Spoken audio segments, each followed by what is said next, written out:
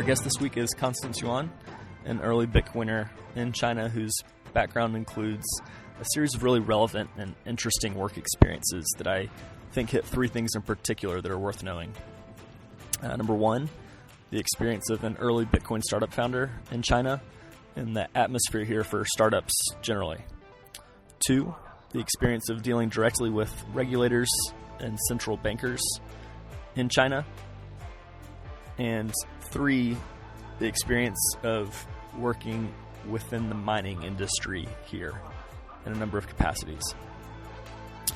So we thread through those experiences in the timeline of kind of the last 5 years, going from her founding a startup that operated out of Shanghai in 2014 and 15, was the first Bitcoin company to go through China Accelerator, actually in the cohort directly preceding BitNexo's cohort, through joining and managing compliance at BTCC, the first Bitcoin exchange in China and one of the big three during that time of intense competition on the exchange side, kind of 2016-17, and through today.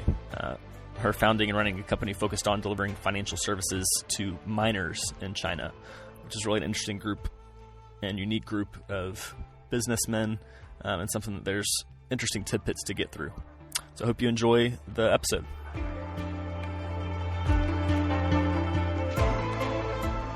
Hi, John. Constance, welcome to the show. Thank It's been a you. while. Yeah, Really impressed by your view here. with WPP as the background. Yeah, got a nice new WPP building. We're sitting on the creek here in Shanghai. It's nice. It's a nice river. Yeah. River. Creek. Suzhou Creek. Yes, Suzhou Creek. You don't get a lot of natural scenery over here in Shanghai. It's a bustling city. That's true. This is nice. So excited to have you on. You have a really interesting background, kind of covering a few things that I think are really relevant to kind of people's interest in what's happening over here. You're a Bitcoin entrepreneur in China before it was cool, working on kind of the regulatory compliance side at one of the big exchanges back in kind of the first wave of Bitcoin adoption here.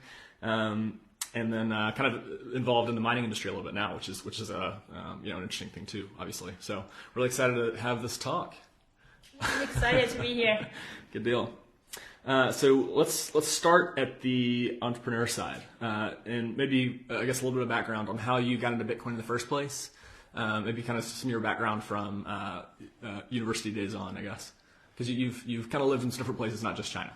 Yeah, well, I actually studied economics and finance in Australia, and I heard a little bit about Bitcoin in 2012, but I wasn't, I didn't really know enough to know what's going on or what it is going to happen. And in 2014, I was living in Chile, so the commonality between Australia and Chile is they are really both of them are really big in mining, real mining. Okay, yeah. So I moved there and real mining. Yes. Was that actually what you were thinking about then? I actually worked in an energy company. Okay, interesting. Yeah, but by living in Latin America, it made me realize that the financial service, it's not the same across the board. Mm-hmm. And the infrastructure at that time was not very. I don't know if I could use the word good, but it's not very efficient. It took me 2 weeks to get funds transferred from China into Chile, and mm-hmm. It's not even a big fund. It was really frustrating, and especially for people doing import and export.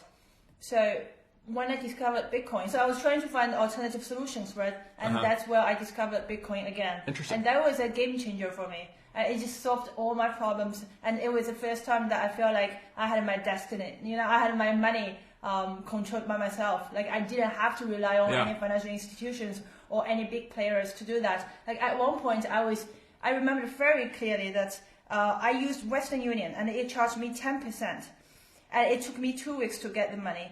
And I was at their counter every day. And at the end, I was nearly like crying and begging on them. I was like, you're borrowing money from people. You feel like you don't have sovereignty, right? And then Yeah, it's not a very good feeling. Right. You know, it's my money, and I needed money to pay for a few things, and it was just really, it was not very pleasant. And so it's you discover it and you say that, hey, this could solve my problems. What service providers are you using back then in Chile in 2014? And you're moving money from China to Chile? I was not using any service providers. I was just buying Bitcoin from the Chinese exchanges. So right. My mom actually bought those Bitcoins for me, and she sent the Bitcoins to me to Chile, and then I used, I think it's either Chilibit or Sur BTC, like some local Bitcoin exchanges.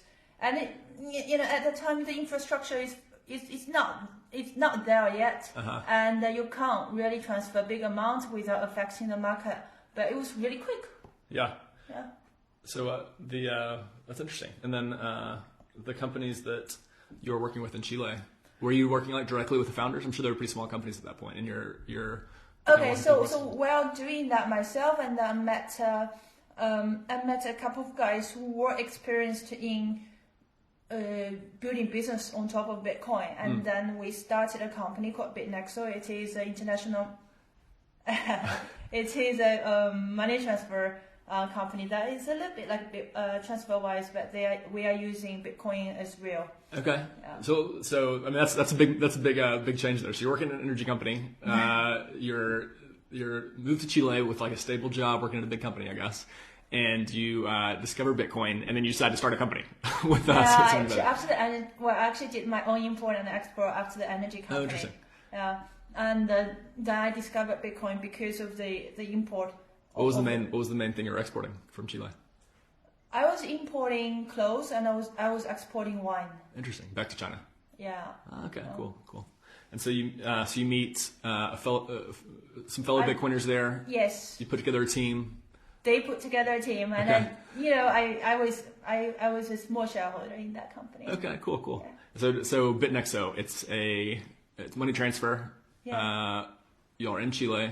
Yeah. Can you talk a little bit about the next year or so or that process? Right. Okay. So we started from Chile, and then we realized that the importers and exporters are our targeted customers, and so we expanded into Colombia and then Spain. Eventually we came back to China to make a full circle of it. We realized that at some point that we didn't even need to use Bitcoin anymore, because we can just do the swaps in between the countries. And China Accelerator incubated us. I moved back. So in 2015, end of 2014 and at the beginning of 2015, I was working here in China, and we are growing at 40% per month. It became a little bit scary because the money was going through my personal account. Oh gosh. And our company account was having like the tax office was asking, what kind of business are you doing exactly? And at that point, I started to realize that it might not be as simple as I thought, as like a fintech company. Now I might be dealing with like some very complicated issues that it's governed by the central bank. So at some point, and I had some discussions with my co-founders over the path of our company. And eventually I was a bit too scared, so I quit. Okay, all right. Maybe a wise move. But also, so you come back to China. I guess something that may be interesting to kind of dive into there a little bit is the kind of support network kind of climate for startups in China at that time. So you mentioned China Accelerator, which I guess is probably the most well-known accelerator on the mainland here, mostly out of Shanghai. One of their other famous alums, I guess, would be BitMEX, probably their biggest win there. So y'all go through the China Accelerator process. Can you talk a little bit about the support system for startups back then versus kind of what you've seen in Silicon Valley and in the U.S. and other places now? Because we hear about these massive companies coming out of China that grow to 1 billion users within the first 2 years or whatever, right? So you have these examples, but then there's thousands and thousands of these things starting in China every every month, and you're one of these in this ecosystem. Take us back to that a little bit. I think China has a market for it, right? Like it's very easy for a Chinese company to build an app, to build something that could be used because the market demand is there. We don't have to do a lot of market research. We don't have to do. We don't have to build really complex stuff. Like if it's usable, if people like it, and it's very easy to capture enough to be alive or to stay alive. So I would say that is the difference between a Chinese startup and say Silicon Valley startup. Like for a Chinese startup, we need to build things fast, things that people can use. But I think in Silicon Valley, of course, not generalizing things, but I think people there would have more time, or there is more leniency, or more space, more room for people to do more innovative products. I mean, in terms of the support system, I think back then was definitely not as supportive or robust as what it is like in Silicon Valley. And quantifiably speaking, there are just not as many incubators, accelerators, angel investors, family offices, spaces around. There are some government-backed initiatives, but that is usually hard to get access to. And this is 2014, 2015. What were the cohort that you ran at China Accelerator? Were there any other Bitcoin companies in your class? We were the first Bitcoin company that invested. Yes. Cool.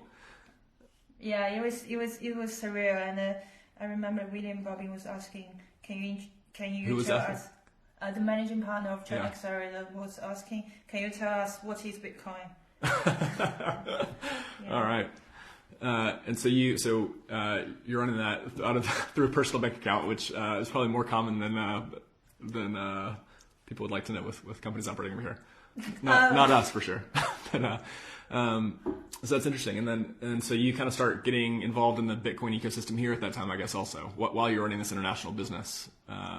Yeah. Can you talk about the Bitcoin ecosystem in Shanghai when you kind of came out of the accelerator and were running? There is not much going on. There is one meetup called the Shanghai Bitcoin Meetup. Yeah. Yeah, that was good old times, right?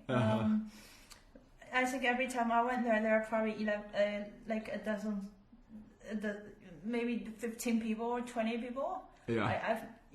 I remember the ones Vitalik had given a talk, or Roger Ver had given a talk via Skype, and there is like 40 people there, and that was the max that I saw. Yeah. What was the location? Was it Shanghai Center? Yes, it was at the Shanghai Center. Because the first night that I got to Shanghai, actually the day I got to Shanghai, I went to the meetup, and we had a panel on something with mining, and I think it was somebody from BTCC's mining pool was there actually. But yeah, I just remember it was hot as heck, and sweating bullets when I got there because I couldn't find the place. Yeah, it was. That was a fun time. Good time. It was a fun time. It's not like now. Now there are more space. They are more organized. There is more money into it. And back then it was just volunteers. People are throwing these events, and they are like shoveling, or they are hustling around and trying to get sponsors to pay some wine. Yeah, wine is always the go-to thing over eating food.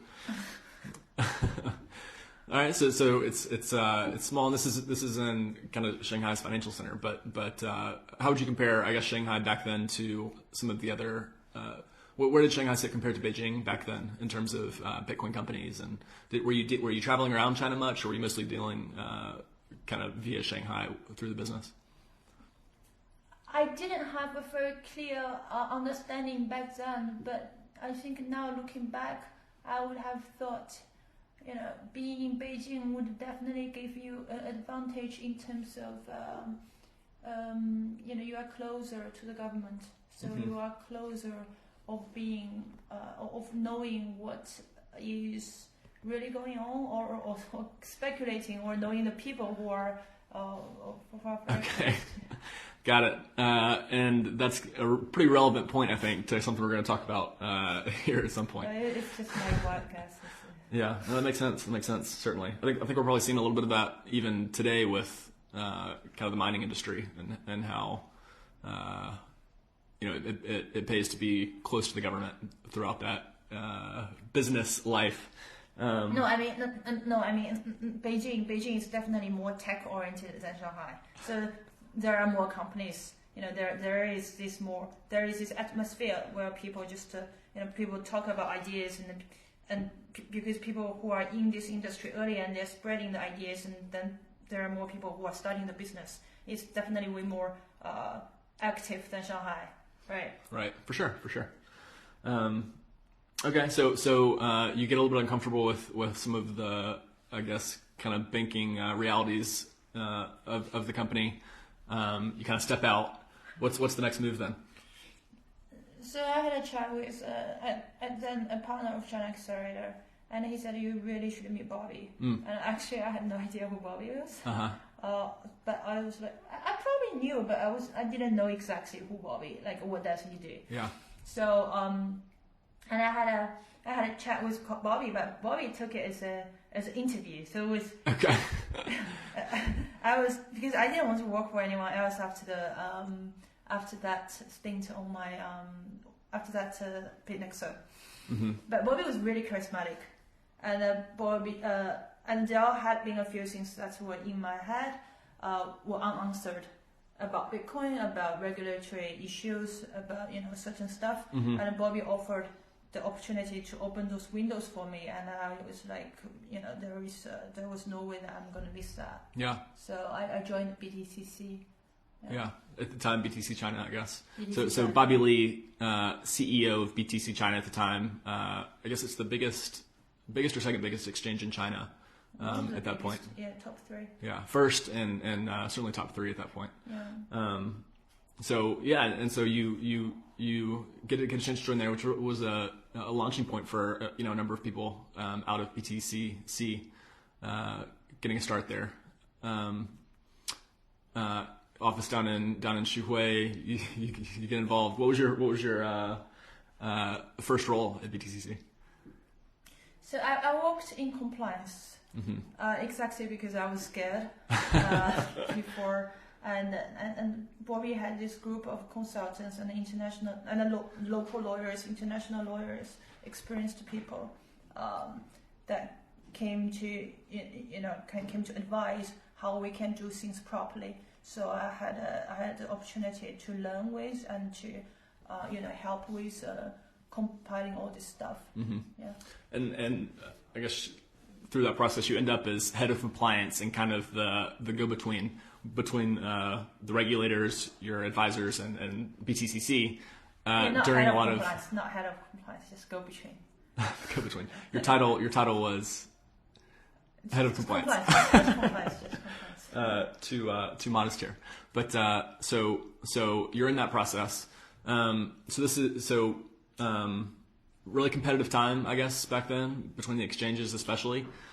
There weren't really a ton of other businesses that were business models that were out there at that time.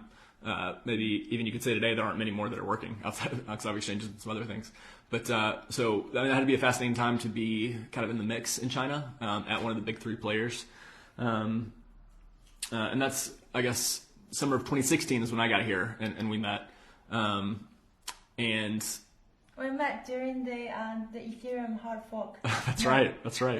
Yeah, the consensus folks were in town, yes. and we were hanging out with them and following the Ethereum hard fork. That was. They were in the taxi and they were really excited. They were like looking at their phones. Yeah, it turned out well for them. Shout out to Andrew and James over there. So can you maybe, I guess, talk a little bit about the kind of competitive aspect of so you have BTCC, which rebranded to BTCC from BTC China, which where you had OKCoin and you had Huobi. Can you talk a little bit about the competitive aspects of that time, and maybe a little bit about how Bobby and how the kind of company culture at BTCC thought about that competition and responded to some of the, I guess, things that other exchanges were doing? That's kind of a broad question, but I think there's some interesting things to talk about here. Well, BTCC has a long history, right? So by the time that I joined, it's definitely different than when BTCC started or when Huobi started to compete when OKEX when OKCoin jumped from nowhere, right? So by the time that I joined, it was an interesting time where the central bank is taking another look or taking an interest in complying in making Bitcoin exchanges compliant or trying to understand how Bitcoin exchanges work.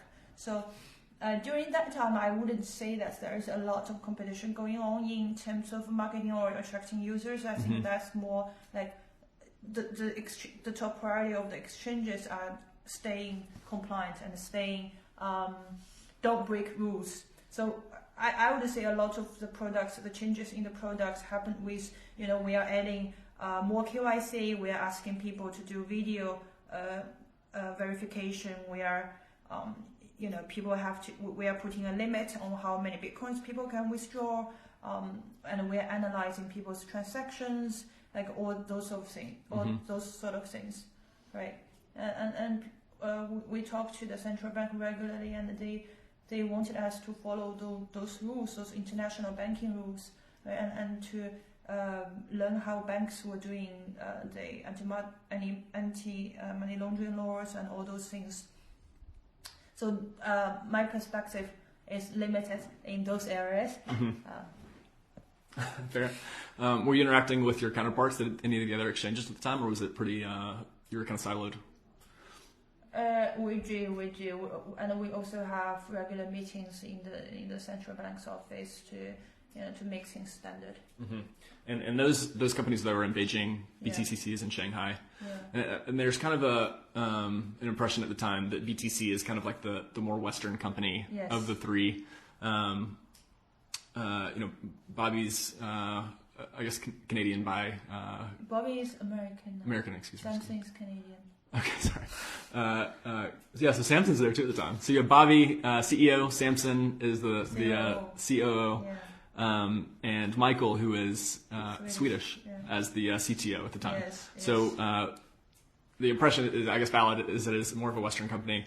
Y'all are also kind of the ones that are organizing a lot of the kind of Westerners who want to core devs and people from kind of Bitcoin companies in the West. When they come to China, y'all are kind of usually the go-between at that point, doing meetups and things. And while all that's happening, you have Huobi and OKCoin who are in Beijing, kind of closer to the government, and more local companies. Does that aspect come into play in this kind of competition? Did you think about that at the time? Was it something that was a concern internally? I think the main difference between being a Western or Western-looking or Western culturally prone company than a local company is more, I think, is how ideologically like people are organizing themselves or people are thinking or positioning themselves, especially during the scaling wars.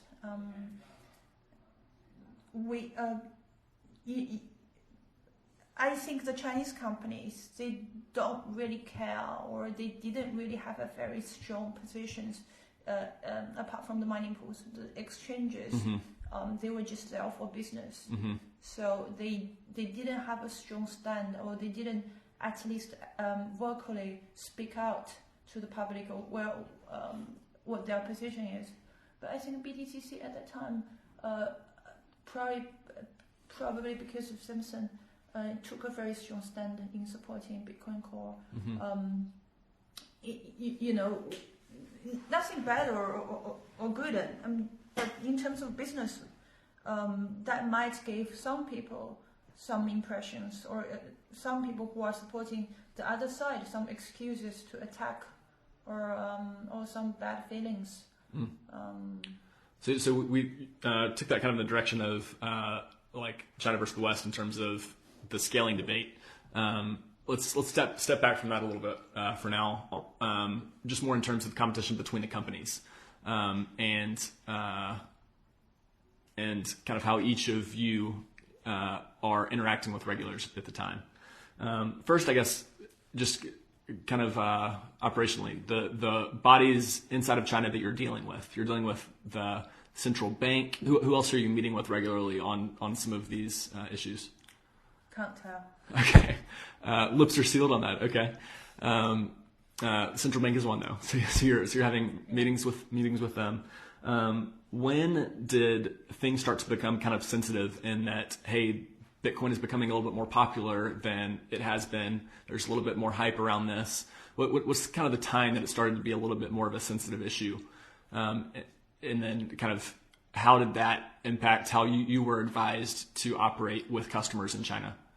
At the end of 2013, the central bank had already placed a crackdown on Bitcoin. Mm-hmm. So they always kept an eye on those things. It's not like they didn't know. They had always been wary or curious about what is going on there. Like most of the times with innovation here in China, the government, they are actually very aware of what's going on, but they are sitting on the fence most of the time to see how this, what direction this is going. Mm-hmm. Well, they don't give very clear inclinations on, on the direction side. So they are watching, looking.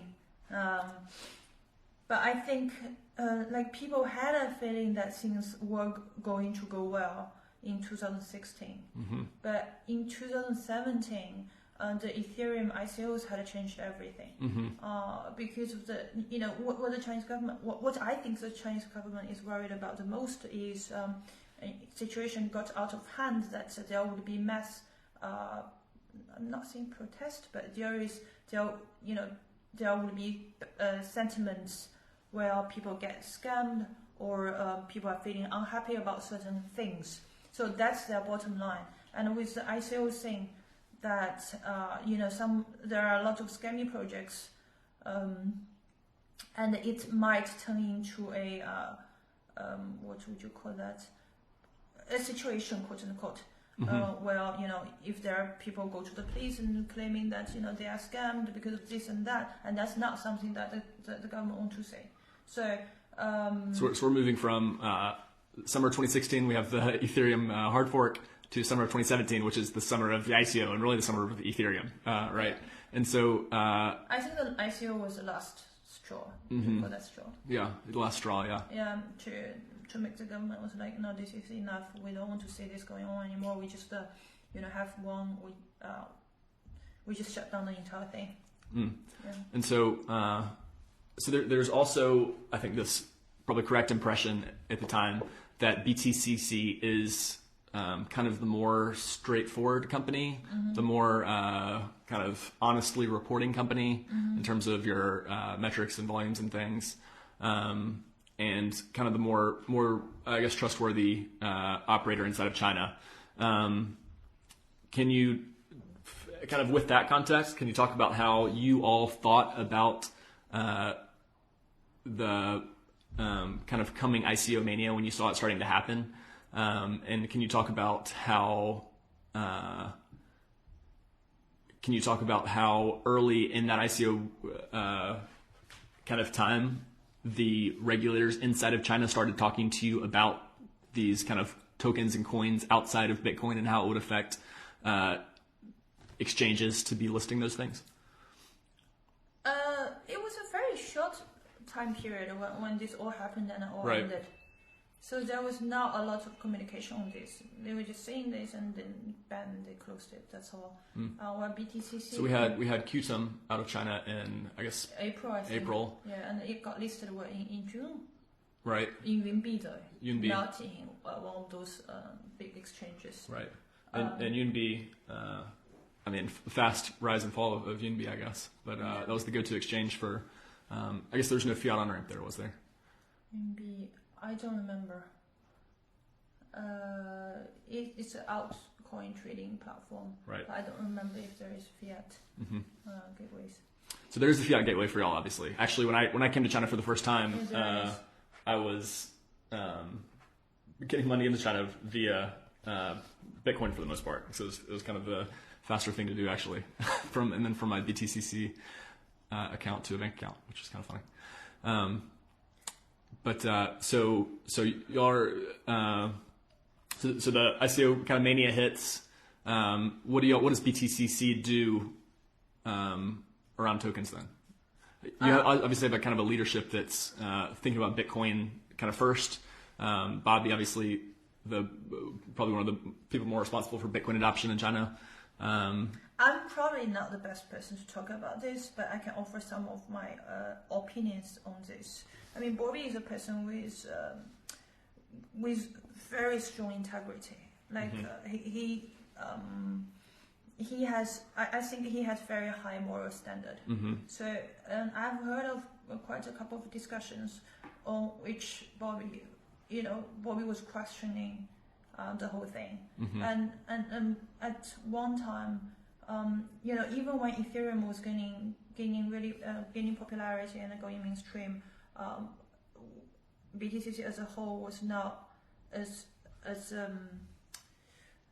accepting as other exchanges, because BTCC had been such a strong supporter of Bitcoin, mm-hmm. and they didn't want to see the Bitcoin market cap eroded. But what was happening afterwards is beyond anyone's imagination. So I can't really speak for that, because if you are running a company, then there are a lot of things that you have to take into account. For sure. But the whole thing didn't last long. Like, you didn't have to. There wasn't really a struggle. The whole thing just ended. Yeah. Shortly afterwards. Yeah. All right. Don't mean to make this really like a deep dive into BTCC, the company, but things accelerate super quickly with ICO mania, and then everything essentially gets shut down in September that year. So very, very quick process that I think people remember for China was the thing everyone was watching back then in the Bitcoin world.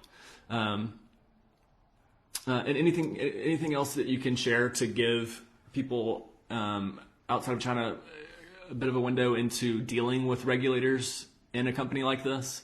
Is it something that it's important to have local talent for? Is it something that it's important to have kind of in-person presence for?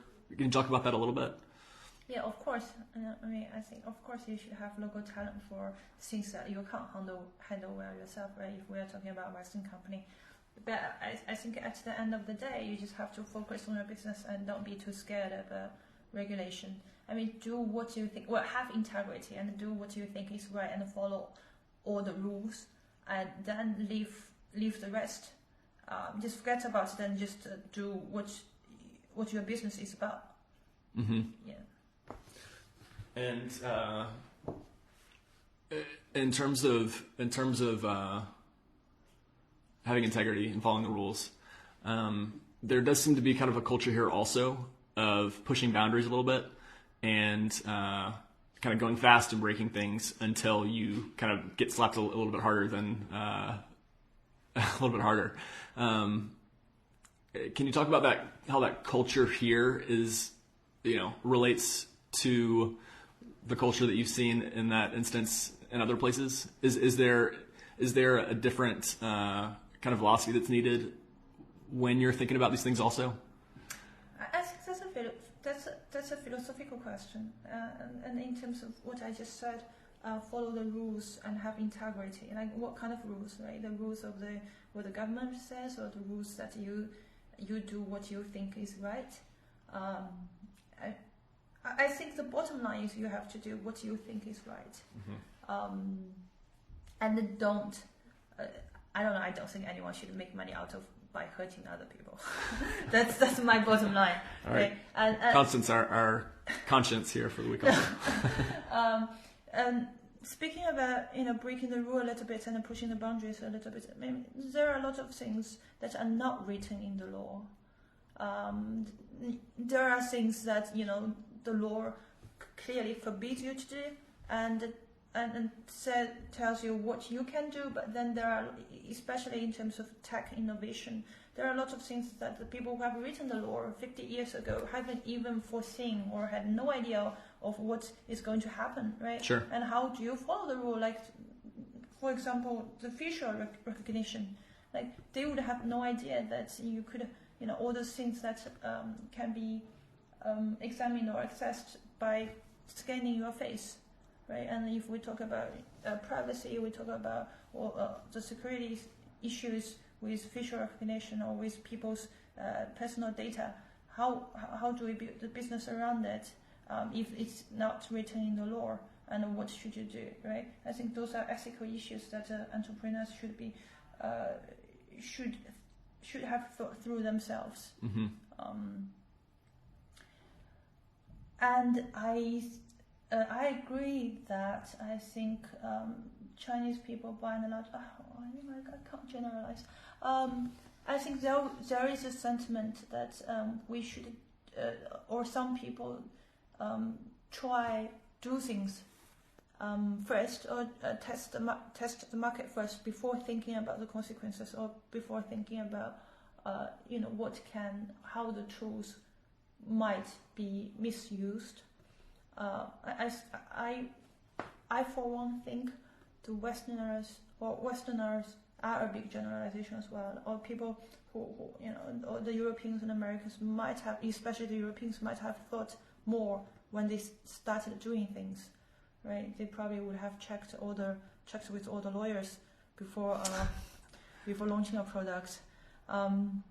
That's a trade-off, right? That's a trade-off. Chinese people go to market very quickly, but the product might not be as well thought or well defined or well within the boundary comparing to their Western counterparts. And this model works for the Chinese market, right? Like what we just said, mm-hmm. that we have such a large market that and the competition is so fierce. Mm-hmm. You just don't have the time and energy and resources to just think for 3 months before you do anything. Mm-hmm. Or the competition is so cutting throat, you wouldn't have time to think.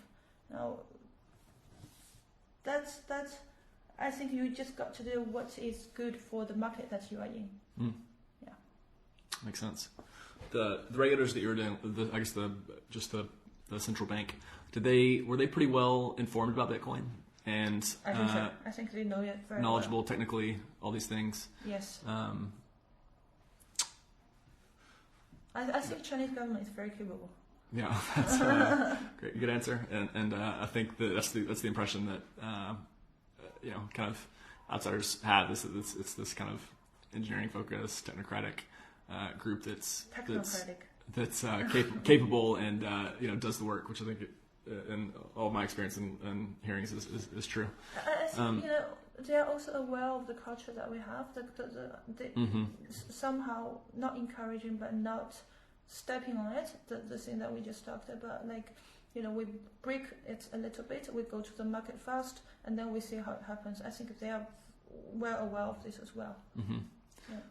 Yeah, some of that culture. Any interesting stories on kind of competitive moves that were made by exchanges in that time? Trading fees was kind of a hot button issue in terms of competition. Yeah. Anything else interesting? Apart from 0% trading fee, during that time people were very careful. There is not much innovation going on. Sorry, took that out. I think OKCoin had a couple of interesting products. They had OKLink, which was probably an international money transfer business. Hey, taking your first business plan from you there. Is BitNexo still running at this point? Actually, no. What's the okay? No. Yeah. And people were trying different kind of derivative products, but nothing. Right. Nothing as exciting as BitNexo, or nothing to. Right. Was China Accelerator classes? Were they in the class behind you actually? The China Accelerator. BitMax. Yeah. Yes, class behind me. Class behind you. Yeah. Who was it from their team who was in Shanghai for that? I think Bandero. Okay. Yeah. Bandero or Bandero. Dana. Yeah, just an interesting time to be, in the market and in the mix and dealing with, a sensitive thing at the time. A lot of responsibility. So essentially we have the crackdown in September. The market in China is kind of different from that point on. kind of talking about your entrepreneurial history here. You're founder and CEO now of a company, Unbanking, that is focused on kind of financial services for miners. As we sit in your new corner office here in Shanghai, which is impressive again. So can you talk a little bit about why you're getting back into the game with kind of a focus on servicing miners, kind of the rationale, in your kind of your core business and product that you have now? I had always been a believer in Bitcoin, and so that's something I really wanted to do. Mm-hmm. And with all the drama that happened in 2017, 2018, all the mania, I sort of lost faith a little bit. And when I got back to China in 2019, I had a holiday in Europe, a long holiday. So in 2019, I didn't want to work in the industry anymore. Most people during the bear market, they come out to Thailand and Vietnam and chill on the beach. That's what most people do in the bear markets. But you're moving from Asia to Europe, so good on that. And you wanted some peace. Yeah. So in 2019, when I came back to China, I didn't want to work in the blockchain industry anymore. I was just a little bit disheartened. But then I met some of the mining pool people. And there was still so much passion with them. They're still mining. They're still talking about Bitcoin. They're still pushing forward things that we've been talking about since 2015, 2016, and they wanted to decentralize mining pools, mm-hmm. and all these things. They are all very exciting, and they wanted to help the miners, right, to make things better, to make the fee lower. I remember Kevin Pan from Pooling was talking about one instance. When Binance was hacked and CZ was posting on Twitter to ask Jihan if there could be a rollback, and some of the mining pool people were like, those kind of questions should never be asked, and how could we do to make mining more decentralized and power more distributed. And that was the thing attracted me at first when I came to Bitcoin, right? Like so many people with passion, with ideas, and and also integrity as well. So I took a jump into the mining industry now. Mm-hmm. Also, I see the opportunities. I see the opportunities where the miners needed cash to pay for their daily operations, and they don't want to sell the Bitcoins. Right, the Bitcoin's price was significantly lower than what it was like in the beginning of 2018. Why should you sell your Bitcoins? As if you're thinking Bitcoin as a store of value is something that you should keep, right? Sure. Hey, I'm on board. Why sell your Bitcoins? So you're not giving investment advice, but it's those Bitcoins is your hard-earned Bitcoins. For sure.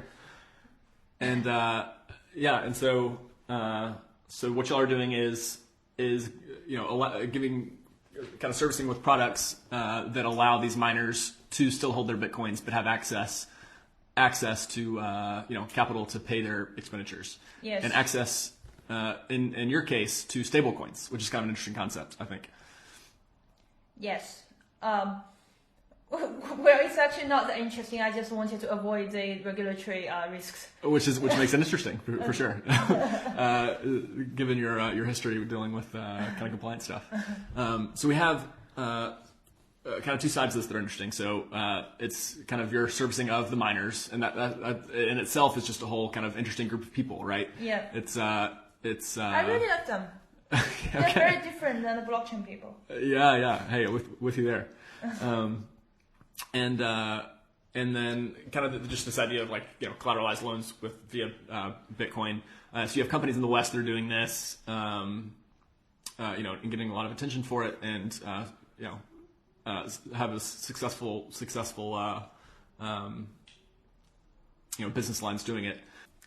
BlockFi being one. So you have companies that are doing this in the West. Servicing kind of retail folks, but also bigger companies. Yeah. And you're doing this, but with a kind of focus solely on miners and servicing that need. Why are these miners having trouble getting access to capital via kind of traditional vehicles in China? And then why is there kind of a gap in servicing them via this product from kind of Western companies? Okay. For the first question, of course they don't have that. With the traditional financing, what do you need? You need to collateralize your house, collateralize your car. The Bank of China's not coming in saying, "Hey, how many Bitcoin do you have?" Sure. Of course not. And then the larger chunk of their assets for a lot of people are Bitcoins. Yeah. Right. How much they can get from collateralizing their housing? I think it's pretty clear need there for sure. Right. And the second question is, okay, so there's nothing too different between us and the Western counterparts. It's just, who do the relationship building, who do the sales work, who do the operation work. We are what I just said 5 minutes ago. I really like the miners, so we take the time and effort and energy to go to talk to them, understand them, and try to see what we can help with their needs. I think that's a super interesting part of this, and a part of what you're doing is how important these relationships and business development are, and that trust is, especially with this community of miners. Would you even say that inside of a kind of a business climate where relationships are very valued in China, that this kind of segment is values it even more, kind of this face-to-face interaction and dealing with miners just being more of a relationship game than other things even in China? Of course. You are taking their bitcoins. Mm-hmm. What are they going to do about you if you run with their bitcoins? Yeah. Nothing. And the bitcoins is worth what? A lot of money. A lot of the miners have a lot of bitcoins, right. and they really value those bitcoins. It's not even the same as a house, right? They have to know you, have to trust you in order to do that business with you. Yeah. And a lot of the miners, they are very, very hardworking people. Right. Like they have made a lot of sacrifices to be where they are right now. In June or in August, Sichuan had a flood, and some of the miners, not only that their factory was swept away, like people swept away. And for the Western media, you look at the landscape, you look at the Chinese miners, you think them as a whole, or somehow some people think them as a group of evil forces, but they are not really. They, a lot of the miners who hold a lot of bitcoins, they started with very little things. Like a lot of people have told me that if they had more money, they wouldn't have been in the mining industry, because where are they at? They're at one of those harshest places with lots of mosquitoes. It's a dirty business, yeah. Yeah. Talk through that. I think people probably don't, kind of have the right respect for what the situation actually is in Sichuan and in places where a majority of this is. It's a dirty business. It is. It's inside of the mountains. You don't have roads. You have to build the road, build the facility. Sometimes you don't have the electricity grid, and you have to do everything. And even as a business owner, sometimes you couldn't even find the people to work for you to carry the mining machines. And a lot of people, they have to carry the mining rigs themselves and to put them into the facility, no matter how much money they have, how much bitcoins they hold. Yeah. Like if you're a multi-millionaire, you still have to do it by yourself. Right, like they are very down to earth people. Yeah, it's not a sexy business. Yeah, and I think something that we're just Peter. Peter, we were at a conference a couple months ago here that the Miner Update folks put on, and I think the opening talk in it was titled "Make Bitcoin Mining Sexy," which indicates first that I guess it hasn't been yet, and then just that kind of it isn't a business from Peter, who is a successful mining operator with some facilities in China. So that earthquake, things like that happen all the time. Yeah. Flood, especially in Sichuan. Sichuan is a very earthquake prone and a flood prone province. Yeah. Right. It's not an easy place to be. And so you're putting in the sweat equity in sweat equity and being cheated, being scammed, because the miners, they also go to different places. They go to all the border cities, border provinces of China, and it's not somewhere that they are used to either. They go there and they get scammed by locals. It happens very often, right? It's a hard business. Yeah, and so the lifeboat in terms of kind of financial services access, unbanking And there are a couple of other groups like you who are trying to service this market in China now, but maybe without as much of a kind of sole focus on the miners. I guess, can you talk a little bit about why am I focusing on the miners? Sure, yeah. Okay. Very simple as well. We just want to find one vertical and do it well. Mm-hmm. And I really like mining industry and the miners, so I want to focus on this and do this well. So we don't. Right now we are providing loans for them, right? But we want to build our entire business model on this mm-hmm. segment.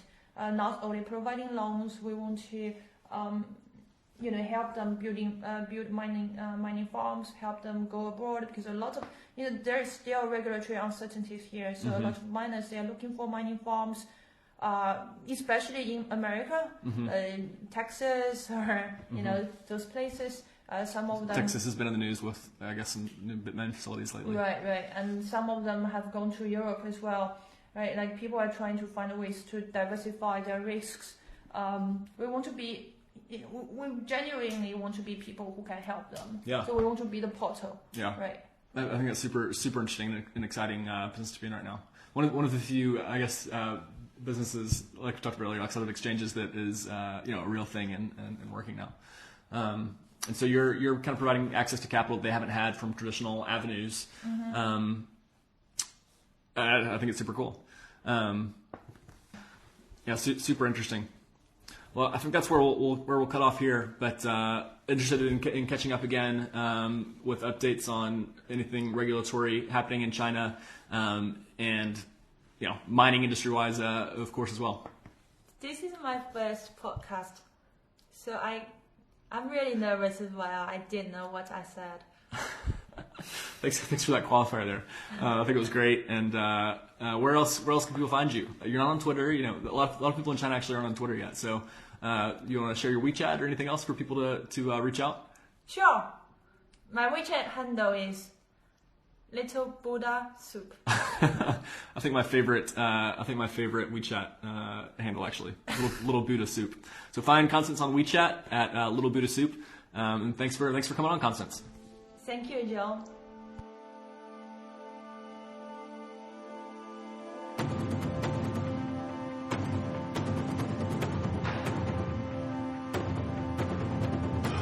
A quick reminder, all of the content in this episode is for informational purposes only. You should not construe any such information or other material as legal, tax, investment, financial, or other advice. Nothing contained in this presentation constitutes a solicitation, recommendation, endorsement, or offer by BTCC Media, the Let's Talk Bitcoin podcast network, or any third-party service provider to buy or sell any securities or other financial instruments.